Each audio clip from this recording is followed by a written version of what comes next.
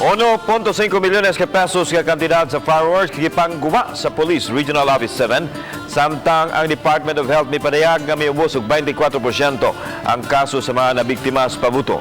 Ano ang report? Kini ang nagkadiyang fireworks nga nasakmi sa kapulisan sa nagkadiyang dapit sa rehiyon. Sa Lapu-Lapu, makita kini magamhanang pabuto nga dalugdog, Goodbye Philippines, ug uban pang hingpit nga gidili sa mga otoridad. Anao sa gikan sa dakbayan sa Mandawi ug kalungsuran sa tibok lalawigan sa Sugbo.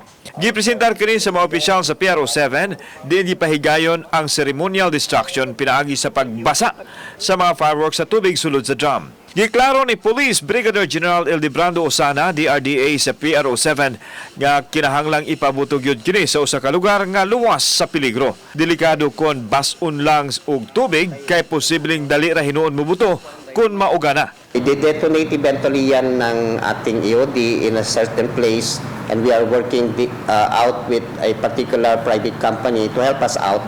So tulong na rin po ng mga mamayan para maisagawa yung total elimination or destruction nito pong mga illegal firecrackers. Suma ni Usana nga gikan sa mga bodega ang ubang mga nasakmit o gikinakla usab nila pasakanong kaso ang mga nanag-iya sa nasakmit nga mga fireworks.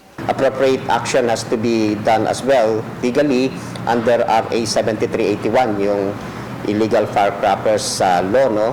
And then also in accordance with the President's directive under EO Executive Order 28 as regards yung ban sa mga illegal firecrackers. Samtang ipinayag sa Department of Health Region 7 nga mubo og 24% ang kaso sa mga nabuthan og firecrackers tungod sa sub-sub nilang pagpahimangno sa katawhan. Posible hinuon kini mosaka tungod kay hangtod sa Enero 5 pa man ang monitoring sa mga mabuthan.